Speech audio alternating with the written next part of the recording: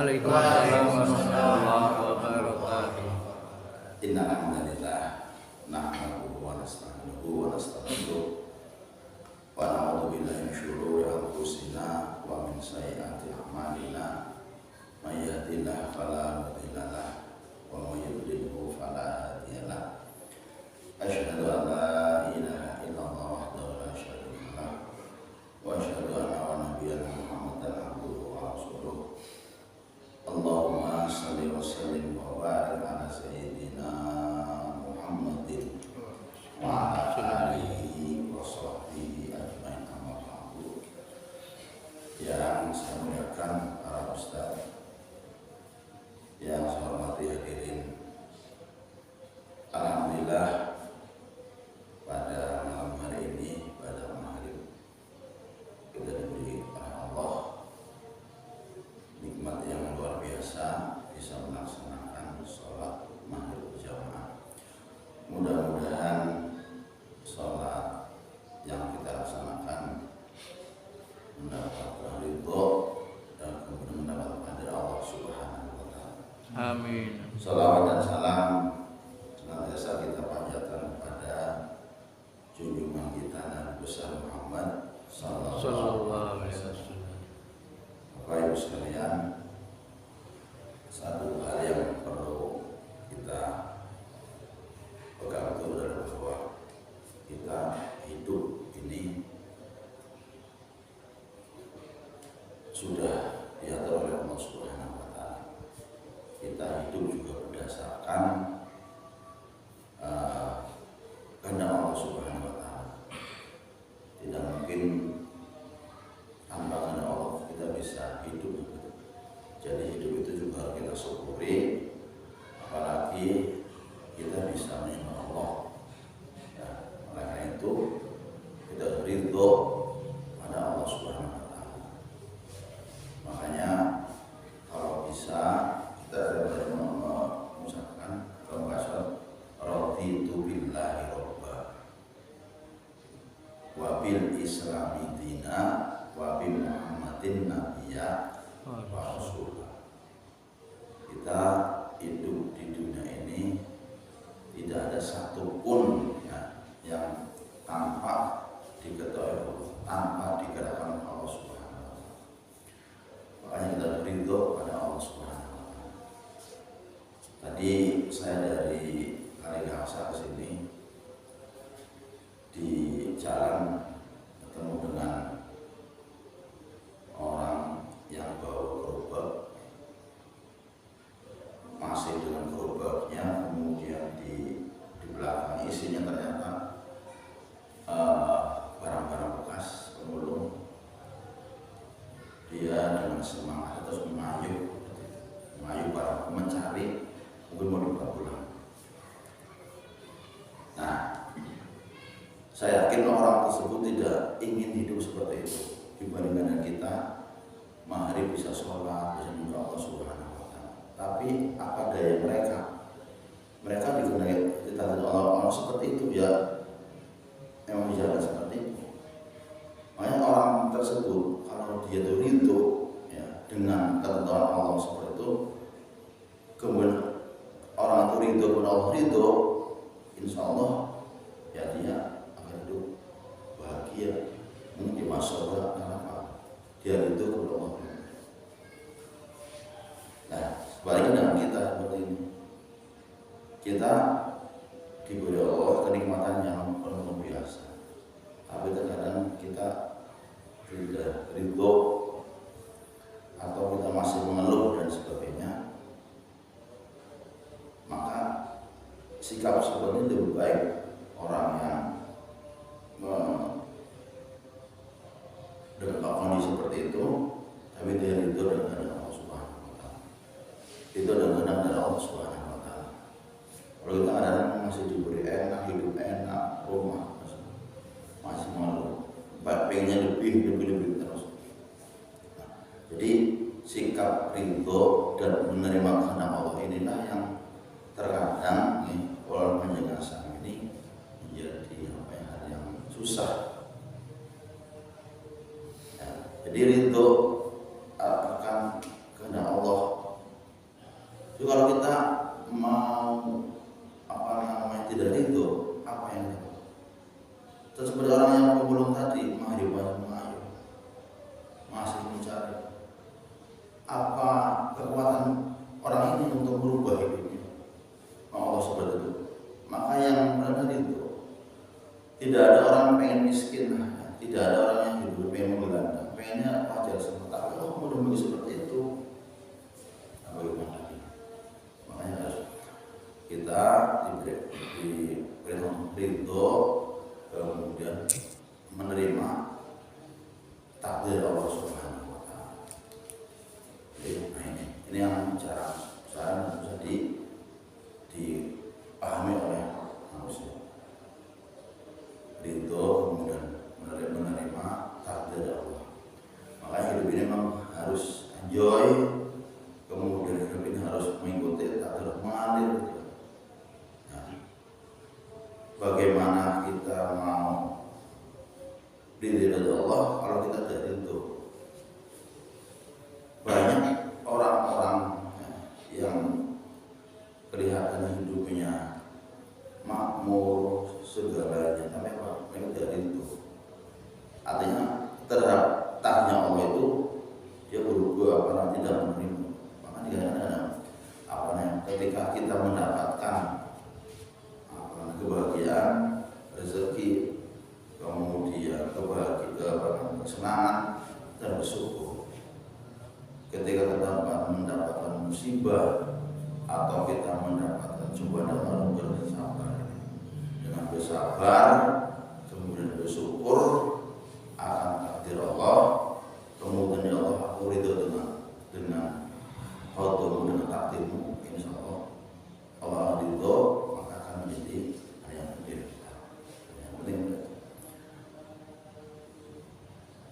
memang susah sih, artinya gini, kondisi saya seperti ini, ya, kondisi saya sudah seperti ini.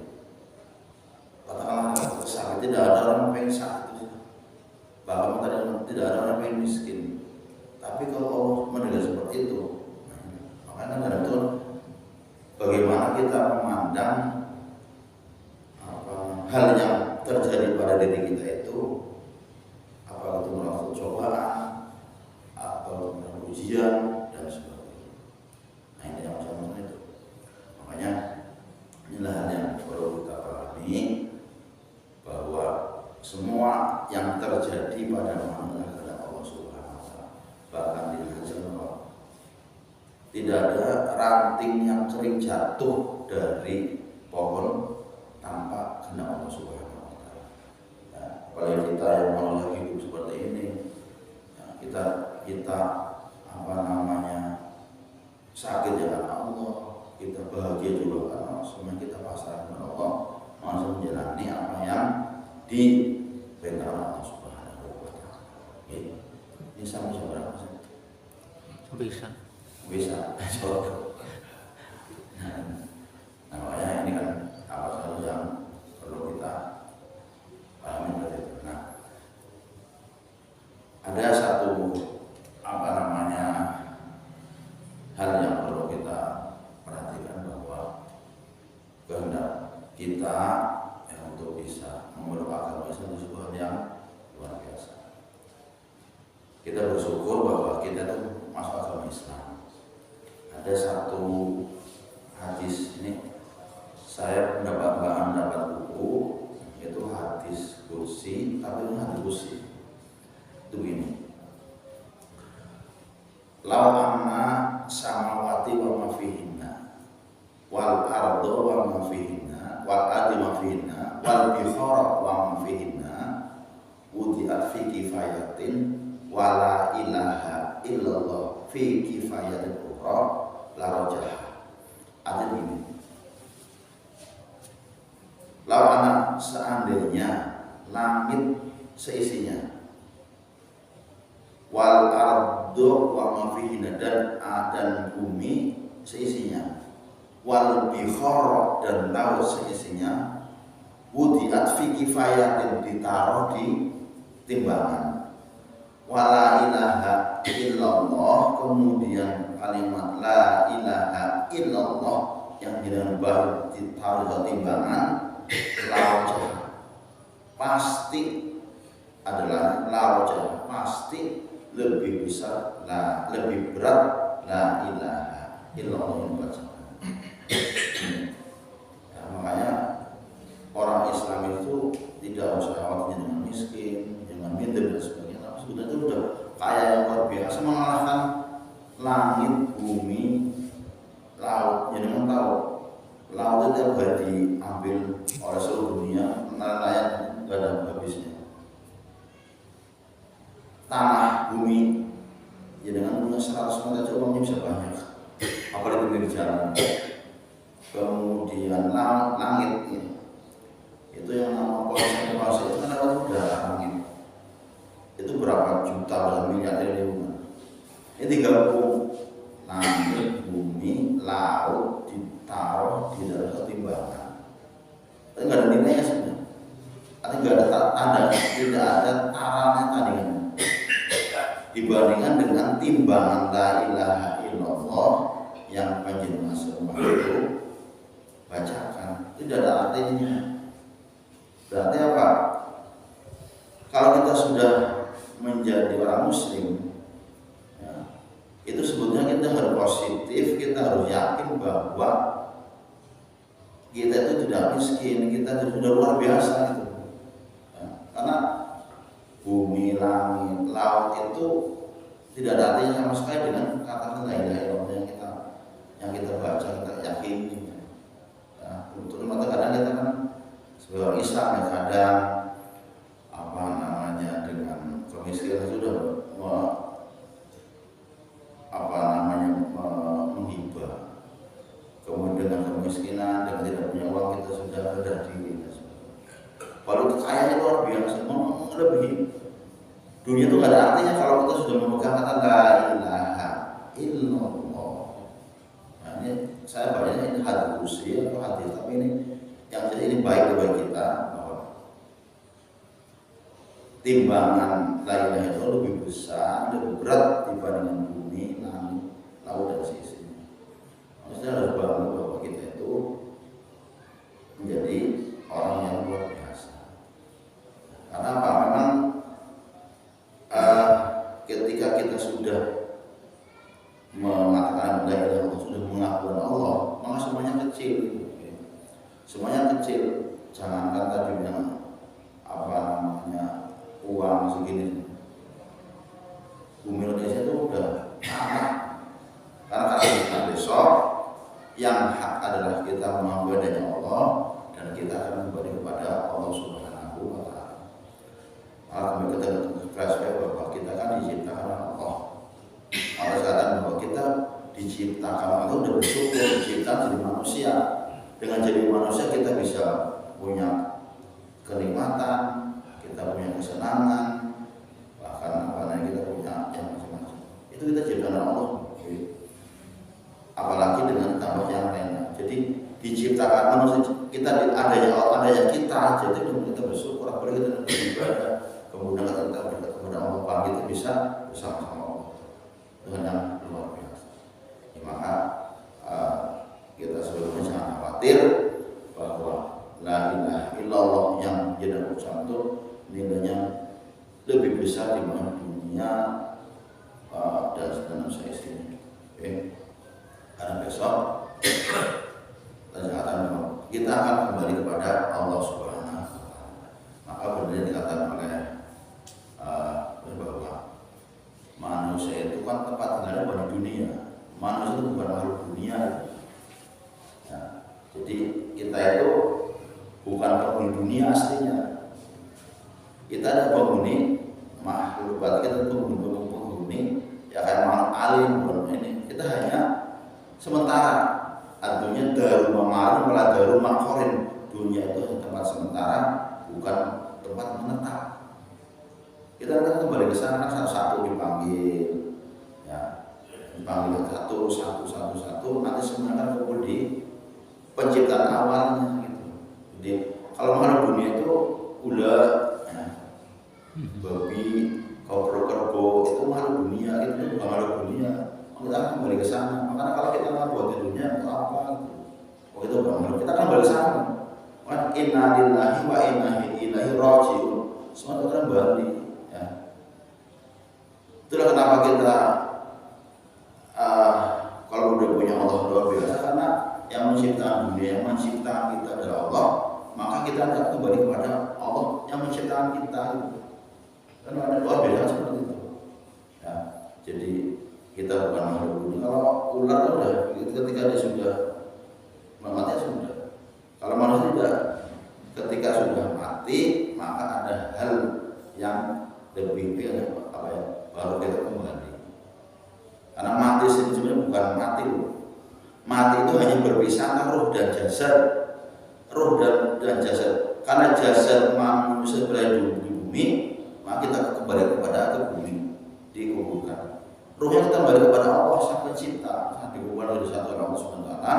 Nanti pada akhirnya Allah akan memberikan suatu tempat bagaimana kita hidup di dunia. Makanya dunia darul mamarin wala darul maqarin. Dunia itu hanya tempat sementara, ya, bukan tempat untuk menetap. Karena memang kita bukan makhluk dunia, kita kembali ke sana. Ya, jadi kalau ada orang mengamati dunia dengan begitu mempertahankan luar biasa, kemudian manusia sampai bahan pembunuhan, orang itu tidak ada artinya. Karena akan tertinggalkan, tidak ada yang ditinggalkan, wis. Ya, tidak ada yang kita tinggalkan, tidak ada yang kita benahi. Karena kita kembali kepada asalnya. Nah, kecuali amal ibadah, amal soleh yang kita kerjakan itu kan seperti itu. Yang di bawah itu, kita mati tidak membawa emas batangan atau ini dengan bawa motor yang kita punya, itu nggak ada. Karena akan ditinggalkan, kemudian kembali ke ke tempat yang sebenarnya kita. Nah itu di sana abadannya abadi.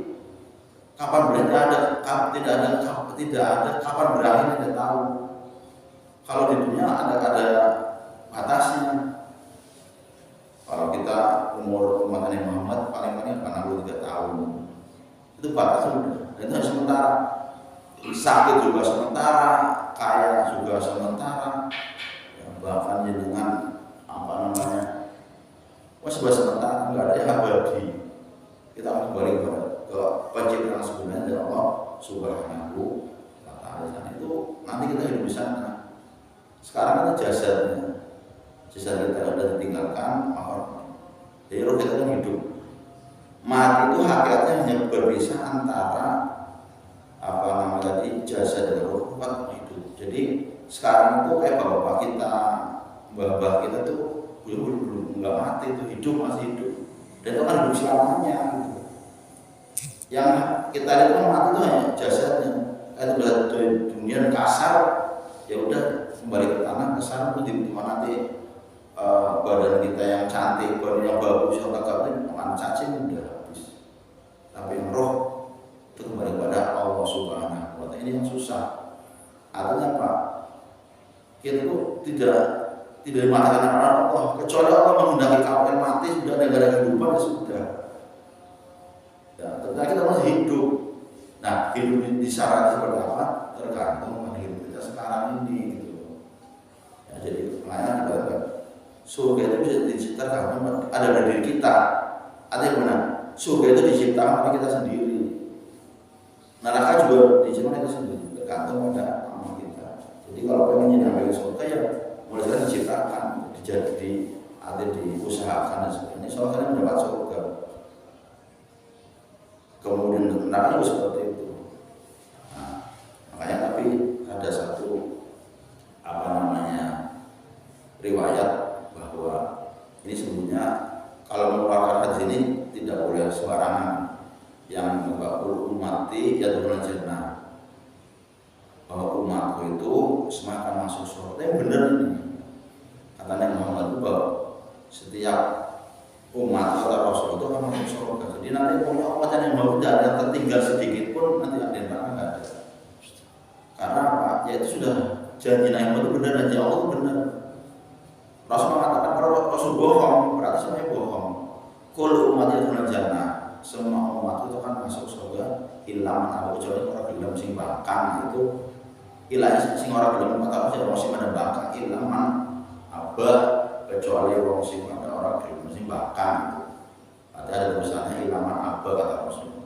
Kalau orang yang menurut Rasulnya apa namanya tetap mendapatkan jatah surga walaupun mungkin berbeda-beda cara mendapatkan. Di dalam salah riwayat kan bahwa besok Rasulullah SAW orang paling sibuk, orang yang paling sibuk di dalam dunia memaksa. Ketika manusia dalam keadaan dalam kehausan yang luar biasa, Rasul menghadap Allah, sujud kepada Allah. Kata Allah, ya Muhammad bangunlah. Apa yang kamu ingat dariku? Saya ingin ya Allah agar umatku diberi minuman oleh Allah. Kemudian pada saat ya Allah saya ingin umat semua masuk surga. Sudah Muhammad, kamu beri di ujung sirat, maka dia akan menemui umat kamu masuk surga. Yang berhasil yang awalnya bagus, maka dia akan masuk surga. Nah, sebagai seorang nabi itu tidak kata dia ya umatku tidak, tapi dia ke surga masih banyak umatku. Maka Nabi Muhammad itu kembali kepada Allah, sujudnya Allah, ya Allah, Muhammad apa yang kamu hendaki dariku? Ya Allah, saya ingin umatku yang masih memiliki iman walaupun sebiji kurma untuk diselamatkan dari neraka. Karena pemerintahan Nabi Muhammad, Allah mengabulkan orang-orang yang masuk di dalam neraka tapi masih memiliki iman walaupun sebiji kurma oleh karena rahmat Allah yang akan ke surga. Kemudian Nabi masih melihat lagi masih ada umatku di sana. Kemudian Rasul datang lagi di dan Allah kemudian mengatakan, ya Allah Muhammad apa yang udah saya ya Allah selamatkan umatku yang di dalam hatinya masih ada sebiji zarah bolak-balik yang masih ada iman terus sampai terakhirnya. Ya Allah, dengan rahmat dan kasih sayang-Mu, saya minta orang yang pernah melafalkan la ilaha illallah untuk bisa diselamatkan dari api neraka. Ini terakhir itu. Jadi yang pernah mengucapkan kalimat la ilaha illallah atau asyhadu an la ilaha illallah itu oleh Rasulullah dimintakan untuk bersama Rasulullah ke surga. Ini terakhir itu. Jadi maaf ya, ini memang kalau orang-orang yang ibadah mana sebagai itu yang masuk surga. Tapi ini real di dalam hati kita jelas bahwa semua umat yang pasti masuk surga. Makanya kullu umat yadkhulul jannah. Rasulullah mengatakan begitu. Jadi orang yang pernah melafalkan la ilaha mengaku adanya Allah itu kan masuk walaupun amal ibadahnya itu kurang, amal salehnya kurang, tapi akan dimasukkan dalam surga. Walaupun tambahnya berbeda. Ya mungkin ketika Rasul minta yang ditolong itu dari yang hanya dari ormas sampai sebesar itu berapa ribu tahun kan berarti itu pernah di neraka.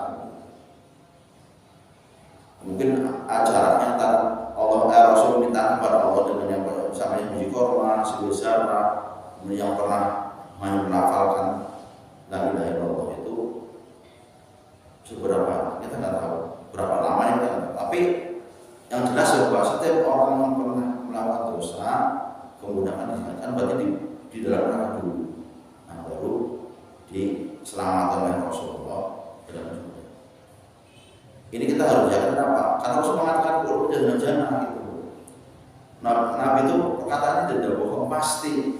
Jadi semua umat Nabi walaupun dia berdosa kemudian imannya kesiapa pasti akan masuk surga walaupun tadi dikatakan hanya pernah melafalkan kalimat la ilaha illallah. Maka kalimat itu jangan sampai dilupakan. Bahkan la ilaha illallah itu dahsyat sekali ini. La ilaha illallah itu bisa merontokkan dosa ini. Maaf ya, saya contohkan ini. Orang dari kecil umur Kristen Pak, Kristen 50 tahun.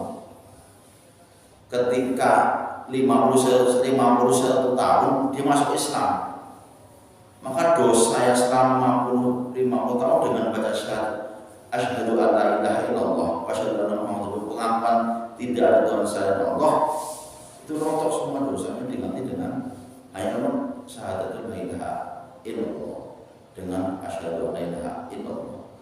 Apalagi dengan setiap hari kita baca itu la ilaha illallah itu kita kita hafalkan itu berarti menjawab dosa rontok. Orang Islam itu ketika dia masuk Islam itu bersih Pak. Karena apa? Memang diampuni dosa Allah. Berarti karena Allah itu bisa merontokkan dosa yang luar biasa. Apabila dosa bahkan Nabi Ibrahim mengatakan bahwa orang yang pernah mengatakan la ilaha illallah besok bisa diselamatkan hanya dengan la ilaha illallah. Jadi yang penting bahwa keislaman kita jaga, jangan sampai luntur ya, walaupun dengan kehidupan atau dengan yang banyak dosa dan sebagainya. So, kalau kita mempertahankan la ilaha illallah asyhadu an la ilaha illallah Rasulullah, kita semua diselamatkan oleh Rasulullah oleh Allah Subhanahu wa taala dalam kehidupan yang sebenarnya kehidupan ya. Jadi Bapak sekalian, saya ulangi bahwa kita di sini hanya hidup-hidupan, tapi bukan sebenarnya hidup. Kalau sebenarnya nanti di sana. Kalian bukan di sini, kalian itu bukan makhluk dunia, ya. Kita itu makhluk di akhirat nanti. Kalau cuma ada orang yang tidak tahu kan, begitu gencar yang mempertahankan dunia, bahwasanya sampai berhubungan dan sebagainya, tidak ada artinya sama. Jadi itu saja yang saya sampaikan. Nanti kelamaan sudah. Saya kemudian tadi mampir aja ke sini kakak saya Mas ini. Saya tidak tahu kalau mau disuruh seperti itu. Nah, mudah-mudahan ini ada manfaatnya untuk menguatkan keislaman kita. Kalau ini sebenarnya saat disampaikan kepada orang-orang yang tidak sholat tidak, nggak apa-apa sih, karena apa? Yang penting itu masih bersahadat. Ya, saya pernah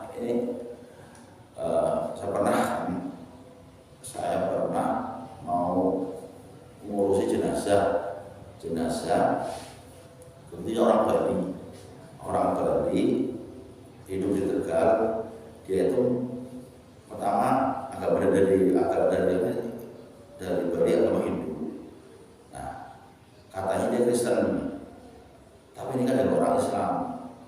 Nah, saya selalu petugas kan bingung ini agamanya apa gitu. Satu ke keluarganya ini dulu apa nih kan Islam, ayahnya Kristen sama bapaknya ini walaupun kemudian kan bapaknya tertarik ke Islam, jadi dalam Islam Pak. Oke, kita tampung. Kemudian ada yang mengatakan dia masih itu kok belum pindah kalau masalah yang lama. Ini dia habis. Saya lihat surat nikahnya apa gitu. Kalau surat nikahnya Islam, dia masih saya berani untuk mengurus secara Islam gitu.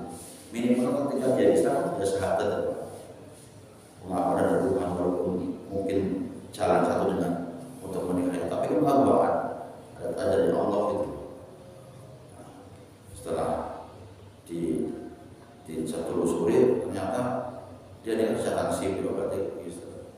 Artinya setelah saya begini saya bahwa ini bukan orang Islam, kan tidak pernah mengatakan syahadat. Tapi kalau di waktu itu dengan nikahnya pakai di KUA, insya Allah tidak secara Islam gitu. Karena ada buktinya sih di KUA berarti dia syahadat asli kan ini. Tapi karena tidak ada bacaan sipil, berarti secara Kristennya sudah udahlah saya sarankan kepada gereja untuk mengurus orang ini. Kedua, saya kemarin itu ada orang meninggal di Partina. Dia itu menikah dengan orang Kristen. Nah, ketika itu saya tahu dia orang Islam, Pak. Hanya karena kalah sama wujudnya, istrinya masuk Kristen. Saya tanya, saya ke rumah sakit.